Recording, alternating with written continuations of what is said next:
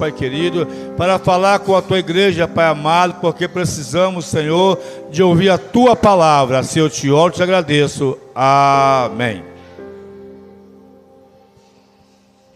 Olha, só as mãos com a paz do Senhor Jesus. Amém. O irmão pode se assentar, pode ficar à vontade. Livro de Mateus, capítulo 25, versículo 1. Se você quiser acompanhar. Então o reino dos céus será semelhante a 10 virgens que, tomando as suas lâmpadas, saíram ao encontrar-se com o noivo. 5 dentre delas eram honestas e 5 eram prudentes. Aleluia, glória a Deus. Meu querido, a palavra princípio, o texto ao qual lemos agora os 2 versículos, aí o texto já se trata, irmão, sobre uma parábola que o Senhor Jesus ele vai estar falando para o povo. A epígrafe do texto vai estar dizendo a parábola das 10 virgens. O texto ele vai abordar 2 tipos de pessoas. As pessoas prudentes, 10 virgens vai estar falando. Só que dentre as 10, 5 eram prudentes e outras 5 eram loucas. Algumas bíblias vão estar dizendo nessas, loucas e prudentes. Vai estar mostrando 2 tipos de pessoas. E a princípio, quando você para meditar um pouco no texto, você vai entender que a princípio a palavra, a mensagem, ela a princípio ela é para crente. Ela não é só, ela não é direcionada para as pessoas de fora. Você pode até ministrar a palavra usando para outras pessoas de fora, mas o intuito da mensagem, a princípio, é para todos aqueles que estão aqui, aqueles que se dizem da igreja, os crentes. Porque como você vai entender isso? Porque a palavra vai estar dizendo que as 10 eram virgens, e virgem vai estar dizendo separadas. E todas elas sabiam da princípio da vinda do noivo, e todas elas levaram lâmpadas. Então você entende que elas já conhecem, elas sabem que vai ter uma festa, elas sabem que vai vir um noivo e que uma hora ele vai vir. Entende isso? E a questão hoje do texto, da mensagem, é que eu devia analisar e devia estar pensando se eu estou sendo uma pessoa prudente ou não. Que tipo de crente a princípio eu estou sendo? Que tipo de crente eu estou sendo para Deus? Que tipo de crente eu estou sendo? E a princípio, se eu estou sendo louco, se eu estou sendo nécio, ou se eu estou sendo prudente. Se eu estou sendo nécio, imprudente, eu tenho que vigiar. Eu tenho que mudar a minha vida, a minha forma de pensar, a minha forma de agir, entender os meus erros e mudar. E entender que eu preciso ser prudente, se a princípio eu estou nesse mundo para adorar e a servir ao meu Deus, e eu estou esperando a vinda dele, como o texto nos indica a fazer, nos mostra como devemos ser prudentes e esperar a vinda do noivo. Eu preciso ser uma pessoa prudente. Aí você para pensar que tipo de pessoa você está sendo, que tipo de pessoa eu estou sendo. Sou prudente ou não sou prudente? As minhas atitudes estão voltadas para a vontade de Deus, sim ou não? Entende isso, irmão? Você que chegou agora, que tipo de crente eu estou sendo? Prudente ou honesto? A verdade é que entendemos que precisamos ser prudentes. Entende isso? O texto nos mostra que o Senhor Jesus, ele vai estar dizendo a parábola, e a parábola vai estar dizendo que tinha as 10, e as 10 prepararam as suas lâmpadas, e só que tardando o noivo, elas adormeceram, escureceu, à meia-noite, ouve-se um grito: eis que o noivo está vindo aí. E o noivo vem, e só que as que tinham azeite estavam preparadas, as prudentes entraram para a festa, e as outras não. E no final, a princípio, todos que entraram, a porta se fechou, as prudentes entraram e as nécias não. As que estavam despreparadas não entraram para a festa. Isso é consequência da imprudência. Todas que estavam preparadas, elas não sabiam quando o noivo ia vir, mas sabiam que uma hora ia vir. E na nossa vida é assim, irmão. Enquanto estamos na terra, devemos nos preparar para que o noivo vai vir. Só que Jesus já subiu, já tem mais de 2000 anos. E as pessoas, muitos estão vivendo de qualquer jeito, muitas não estão se importando, estão vivendo de qualquer forma. Só que o noivo vai vir. Só que quando você vê o texto que ele chega à meia-noite, em que foi anunciado, quando tem um grito, fala que o noivo vem aí, é o sinal da vinda, é referente à vinda de Cristo.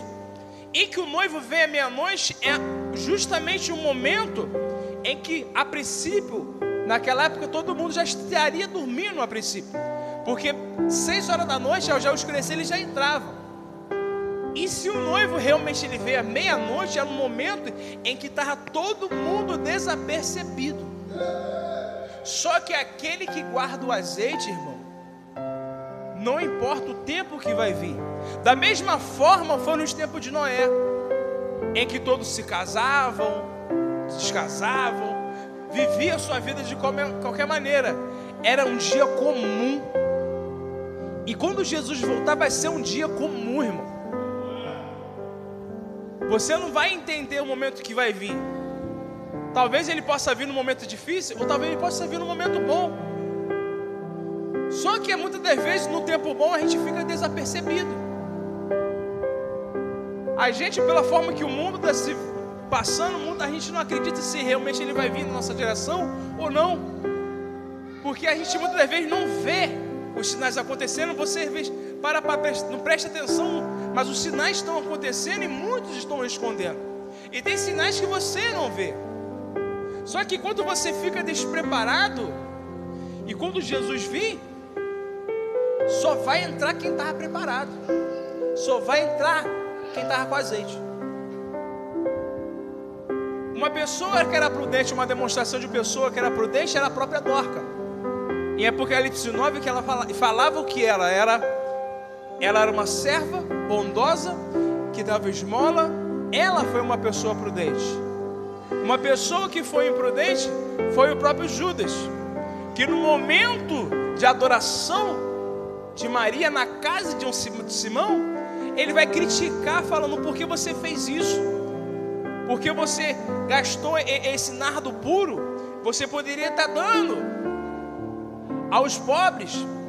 E Jesus ainda vai repreendê-lo: para com isso, porque vocês podem fazer bondade aos pobres a todo momento, mas eu não vou estar a todo momento com vocês. A verdade é que Jesus está falando que não adianta você criar pretexto, desculpa para poder você não fazer o que é certo. Se você não faz, é porque você não quer. Se você não se volta para Jesus, é porque você realmente não quer. Se você não é obediente, é porque você não quer. É porque você não se importa com isso. Entende isso? E Jesus vai voltar, irmão. A primeira coisa que eu queria falar para os irmãos: o crente prudente, ele não vive de aparência. O versículo 3 vai estar dizendo assim: e as nécias, ao tomarem as suas lâmpadas,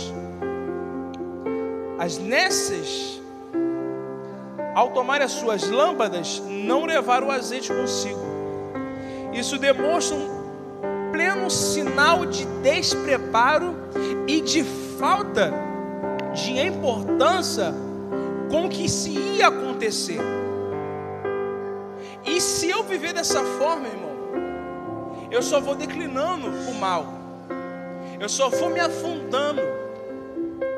E eu preciso entender que eu preciso ser uma pessoa prudente. Eu não posso me declinar para o mal. Eu não posso fazer a vontade do inimigo. O crente prudente, irmão, ele não perde a sua bênção. Ele vigia. Ele é calmo. Ele se importa, ele não vive segundo as suas vontades, segundo as suas emoções. Nós somos pessoas voltadas, somos pessoas que têm emoções, que temos falhas, e muitas das vezes agimos pela emoção e erramos. Independente da situação, independente se o inimigo lança uma seta, ele mantém-se no foco, independente de qualquer coisa. O crente prudente, ele é paciente como Jó. Jó, ele sofreu, ele foi ferido, ele foi tocado, seus filhos morreram. A única coisa que sobrou na vida de Jó foi a sua esposa. A única coisa que sobrou. E no final ainda fala: amaldiçoe-se Deus e morre. A sua esposa vai falar. Mas mesmo assim Jó foi paciente. Mesmo assim Jó não se importou com as coisas, porque ele entendia que a vontade de Deus é mais importante do que qualquer coisa. Independente de qualquer coisa, a vontade de Deus é mais importante de qualquer pedra que possa aparecer no meio do caminho. O crente prudente, ele é obediente. A Bíblia vai nos mostrar Ananias, quando Jesus vai chamar Ananias para poder ir até a casa de Paulo, ir até a casa do certo judeu, onde estava Paulo, perdão, em que Jesus vai e chama a voz, chama Ananias e aí fala: Ananias, vai até Paulo, vai até Saulo de Tarso, ora por ele, que ele vai estar te esperando. Ele é um vaso meu. E Ananias, mesmo sabendo de como Paulo era, mesmo sabendo que o Saulo a princípio era um assassino, ele era um cara que caçava os crentes, ele a princípio ele ainda vai e fala: Senhor, mas ele é cruel, ele faz isso, ele faz aquilo, ele mata, ele machuca os teus santos. Mas mesmo assim Jesus fala para ele: vai, que ele é um vaso meu escolhido. E Ananias vai por causa da sua obediência, independente se ele sabia que poderia acontecer alguma coisa. Mesmo sabendo que poderia ele chegar lá, o Saulo estaria lá e matar ele.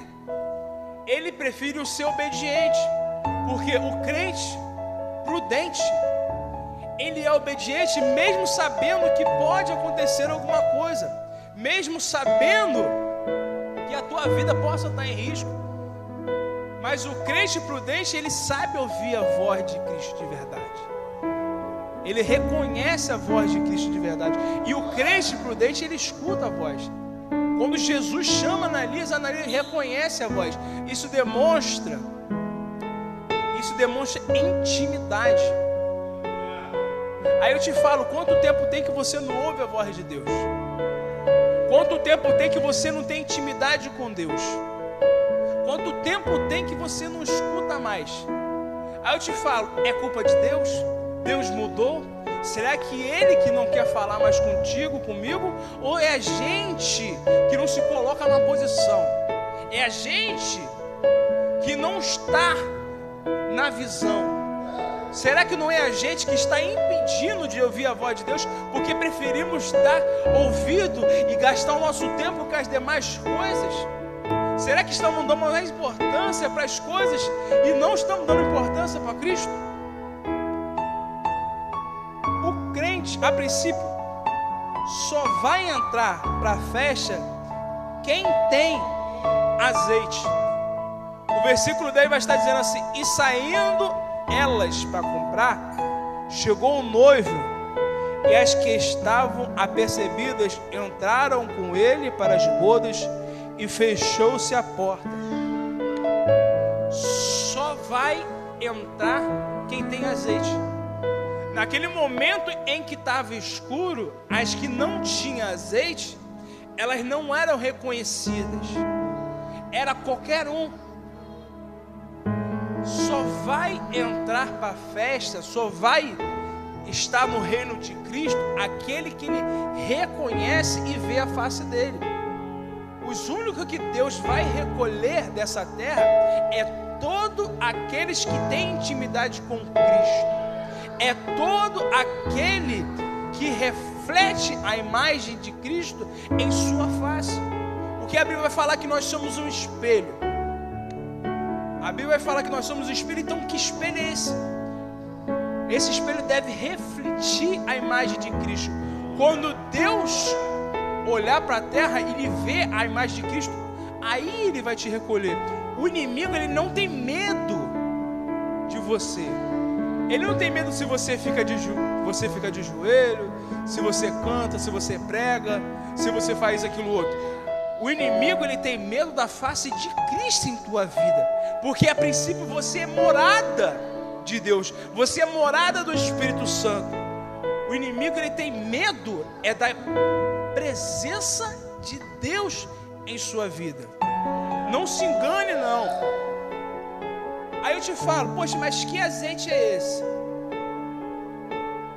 A lamparina, a princípio, irmão, era a demonstração de vida de crente que elas tinham. Só que viver de uma vida de aparência não adianta nada.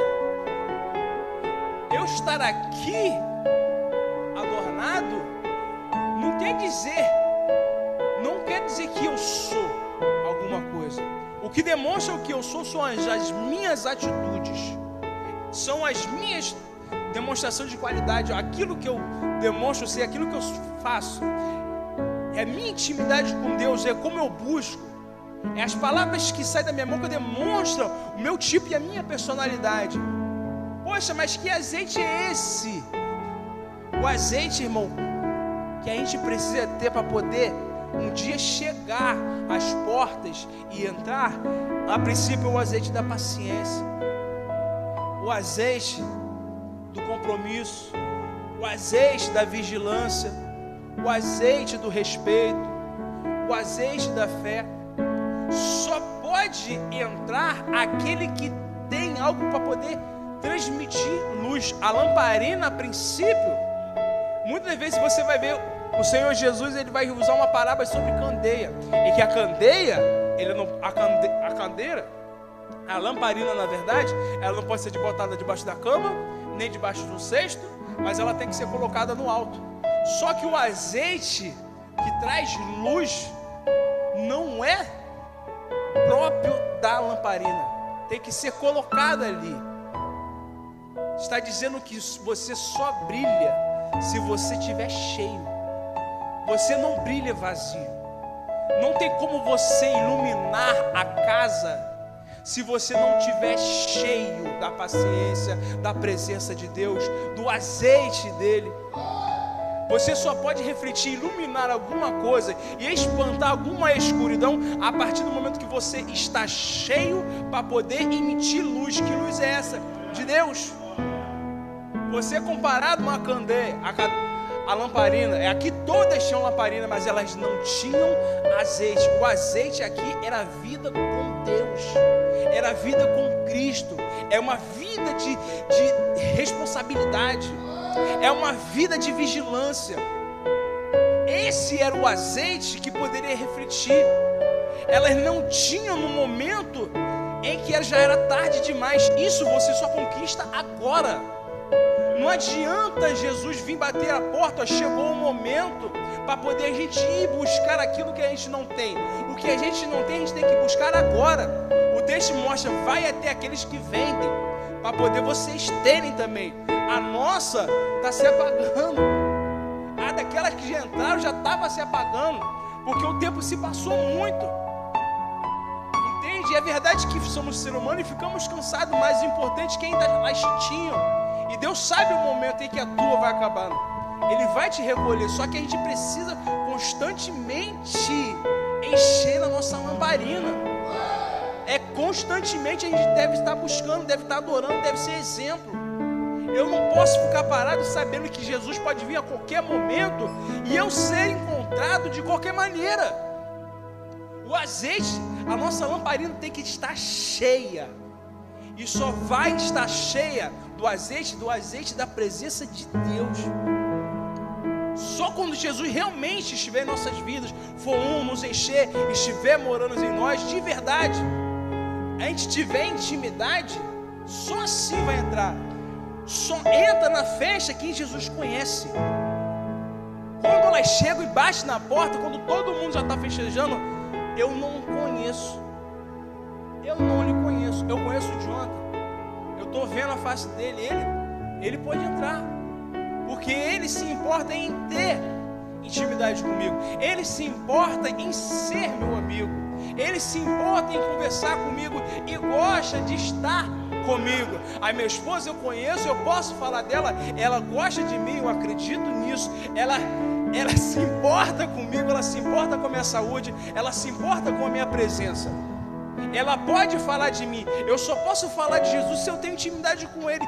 Se eu não tenho intimidade com Jesus, como é que eu vou apresentar Ele para alguém?